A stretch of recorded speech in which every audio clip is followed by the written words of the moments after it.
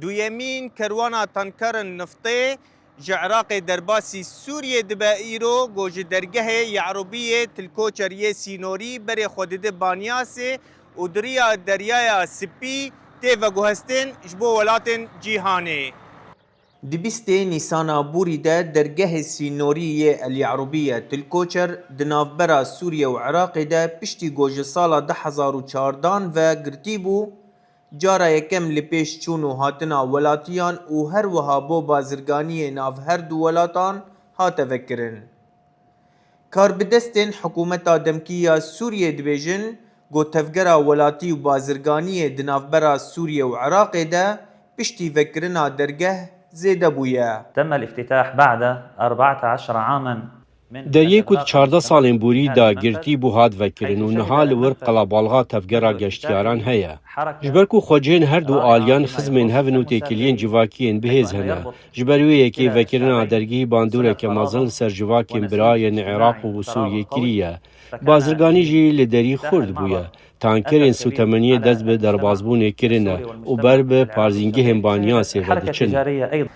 لگل اپراسیونên امریکا و اسرائیلê yê li dijî Îranê û krîza veguhestina petrolê biriya tengava Hirmiz, ev dergeh bû pirek ji bo veguhestina petrol û sotemeniya Iraqê bo bajarên Sûriyê li ser deryaya Spî û ji wir bo cîhanê. سیولمان بار دەکرد لە مەسفای کەلک لە هەولێر بارمان دەکرد بۆ مینای قەسر لەوێ بەتالمان دەکرد بەس پاشی دروستبوونی شەڕ لەگەر ئەمریکا و ئێران گەروی هورمز خەپات بووە ئێستا هەر لەوێ بار دەکەین لە کەلک بۆ مینا بانیاس و بە ڕێکە ڕەبیعەیدا داخلی سووریا دەبین دەڕۆین بۆ مینا بانیاس لەوێ خالی دەکەین و لە باخیرەی دەڕوات بۆ وڵاتانی دەرەوە. ولاتیên عێراقی û Sûrî neçar dibûn got demjimêrên dirêj li ser riyan biqedînin ta got bigihêjin deryê Elbûkemaliyê Sînorî, berî vekirina deryê Elyarûbiyê. Lê îro ew bi hesanî di navbera her du welatan diçin û tê. Berê em birêya deriyê Elqayîm yan Bûkemal dihatin ku gêştina Şamê pir dirêj dikir, nêzîkî bîstîk demjimêran. Piştî vebûna vê dergehê dema rêwetiyê kêm bûye û çûn û hatin pir hêsantir bûye.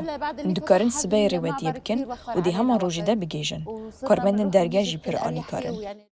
Deriyê Sînorî yê Elyarûbîya Rebî'a piştî vekirina deriyên Elqam Elbûkemal û Elwelîd Eltenef di nîsana Bûrî de sêyemîn deriyê Sînor e got di navbera Sûriye û Iraqê de ji nû ve tê vekirin. Çavdêrên siyasî dibêjin got vekirina deriyên Sînorî ên di navbera her du welatan de gava yekem e ji bo avakirina qonaxeke nû ya têkiliyên di navbera Iraqê û Sûriyê de. Dûrî qonaxa rejîma Esed got Îranê bandoreke mezin lê dikir. Îvan Hesîb, dengê Amerîka ji deriyê Sînorî yê Ye'rûbiyê Tilkoçer di navbera Sûriye û Iraqê de.